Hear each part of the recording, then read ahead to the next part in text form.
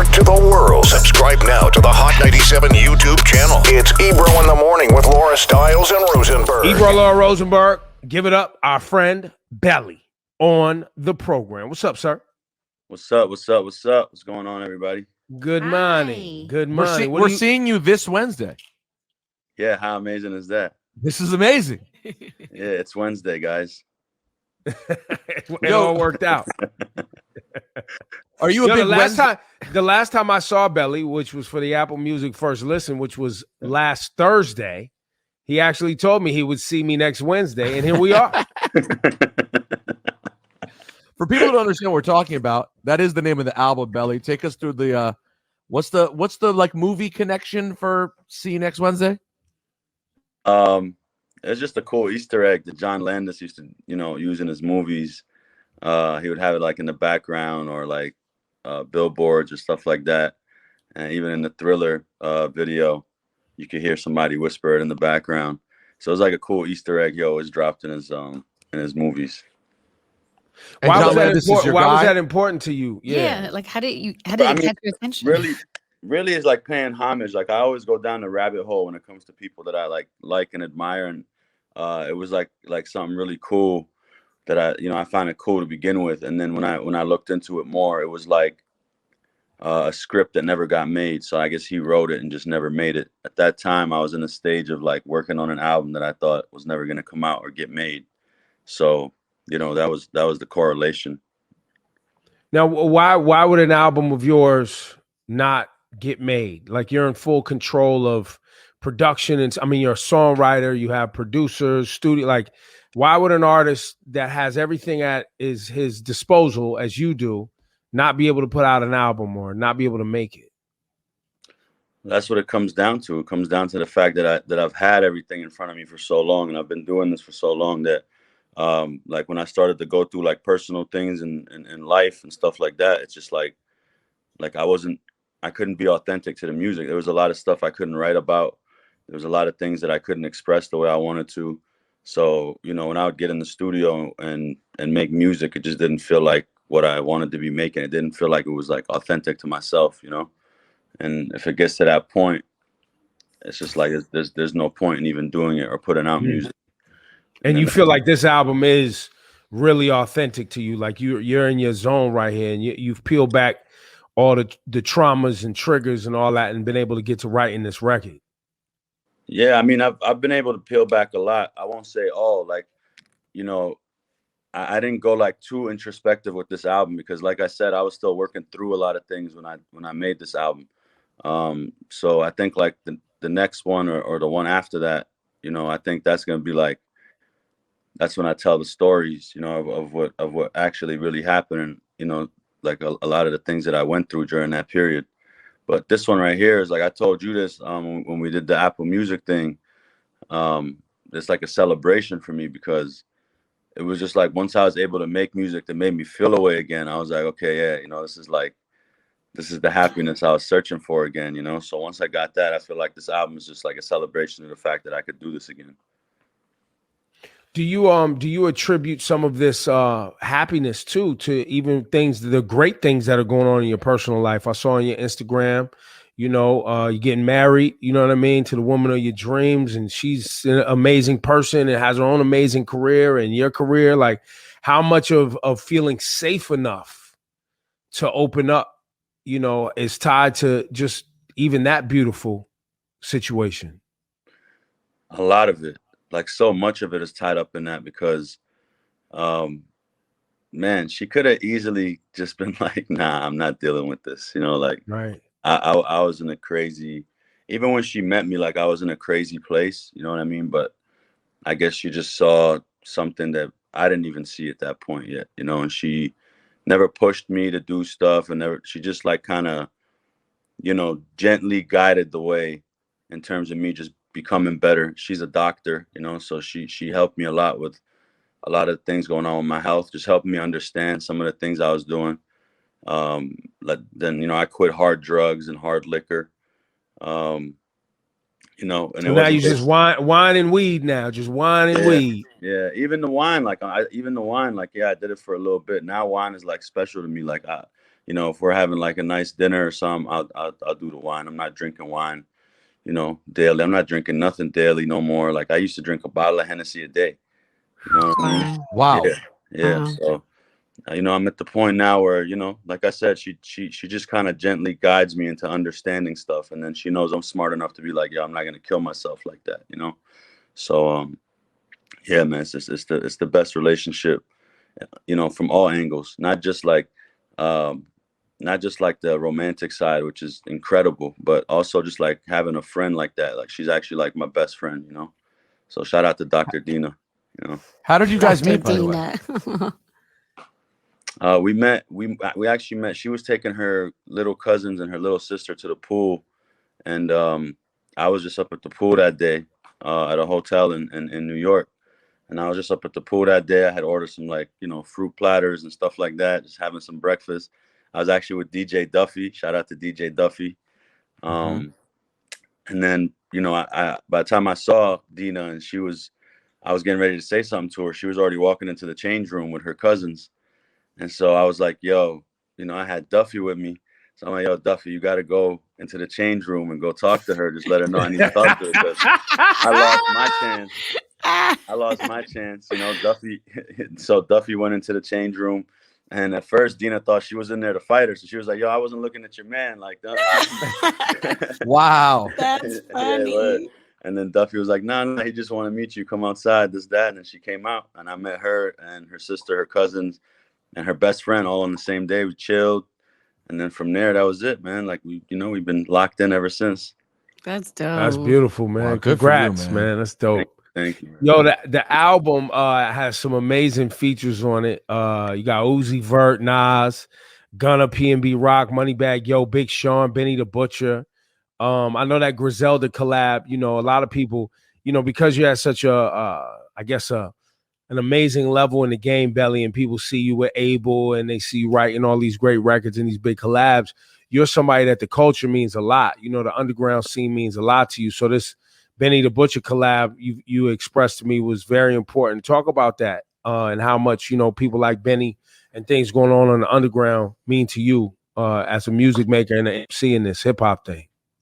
I just think, you know, first of all, shout out to Griselda, the whole movement, West Side Gun, Conway, Benny, the whole movement, man. Everybody they got right now is incredible. But you know, like I said to you before, like just watching somebody make people want to rap again was dope, man. Like, and just looking around and seeing people now, you know, wanting to focus on their bars again and wanting to actually say something is dope. And I think, you know, Griselda was a huge part of that resurgence. And for me, working with Benny, doing the song, like it was an amazing process. He actually came to the house. You know, I watched him face the wall and write the verse, you know, like it took him 15 minutes, and he came and just rapped it. Like, I was like, this is like real. These are the real sessions that I grew up on, like that I grew up doing, you know what I mean? So that was so dope to me. And then when it came time to do the video, I wanted to put money behind it. Like, I wanted to put a big budget behind it, because we don't see rap videos, real rap, like hard videos with big budgets no more. People just do the guerrilla style, and they save the money for the R&B hook or the pop hook. And for me, I was like, you know, anything rap that I got that I believe in, I'm putting some money behind it. You know, we grew up in the Puff era, you know, like the BIG era, where videos were $2 million and $3 million and $5 million, and you know what I mean, and they were putting real money behind rap. So that's really like that was like something I really wanted to do with the song too. So I was glad I got to pull that off. Shout out to James Larice for the video. Yo, I wanna yo, Laura, Mhm. you up next. You want to play the Benny the Butcher joint, Money on the Table, for the audience. We talking to Belly. Go get that new album. See you next Wednesday. Go ahead, Laura. What'd you have for him? So I was curious about, you know, on Die For It, you have Nas and The Weeknd. Were you able to have one of those studio sessions that you love? Like, were you both collaborating together in the same space, or how did that come together? I mean, The Weeknd and I, Well, 99. that's a given. Okay. Yeah, we're gonna be in the studio 99% Right. of the time we do something. With Nas, like, I'm sure we would have did that, but the problem was the whole pandemic was going on, and you know, I think everybody just felt safer working in their own spaces.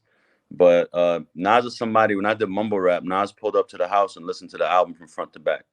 He's Mumble always Rap's a somebody- fire album. If you just getting put on Belly right now, that Mumble Rap from 2017, he had Pusha T on there. It's a Really fire good album, project. man. Thank you, man. Thank you.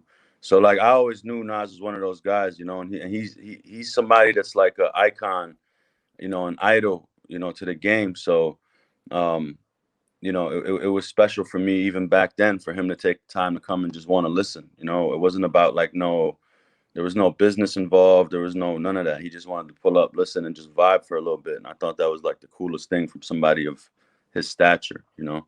Right. Yeah. Are you driven by the fact that like you get such respect from your peers and people like us in the media who are paying attention, but I don't necessarily always feel like the public has fully gravitated and understood the kind of music you're making?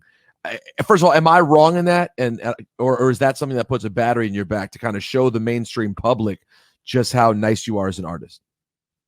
You know what? It's crazy you say that, because for the longest time, I was always like, you know what? If I'm underrated, it's my fault, you know. And like, you know, I still believe that there's, you know, things that I could have done, but you know, at this point, it's like, yo, there's no more excuses. Like I'm, you know, I'm doing everything I got to do. You know what I mean? So another point is if everybody's saying I'm underrated, then how am I underrated? You know what I mean? They all talk about me, you know.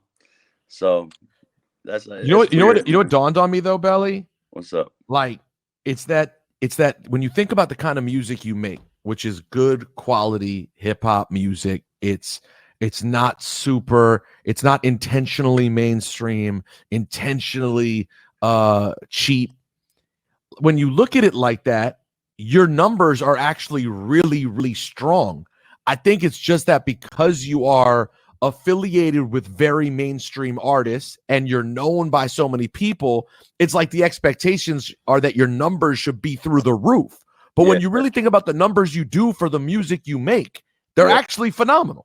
Yeah, no, it's a blessing. It's a blessing, man. I was away for 3 years and I still had almost 3 million like unique visitors on Spotify every month, you know, like, and I was away for 3 years. I didn't put no music out. Like, I still look at things like that like a super blessing. Like, that's incredible, you know.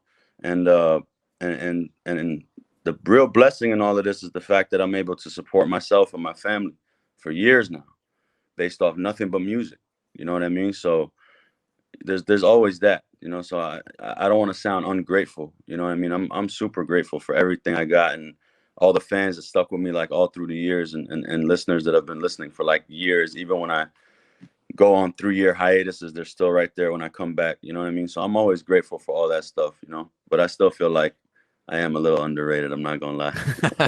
Good. Now, you should have that battery in your back. Now, Belly, how many years ago, you know, was it you collaborated with Snoop on the album? I think you were still living in Canada at the time, right? Yeah, I was in Canada. I mean, that started, my first major tour was with Snoop. So the first time I ever went and touched like a stadium stage was 31 dates with Snoop in Canada, you know. So that was really like one of the best learning experiences of all time. And that's when I got a relationship with Snoop. I got a relationship with Corrupt. Me and Corrupt were mad cool. We did like a whole album together back then.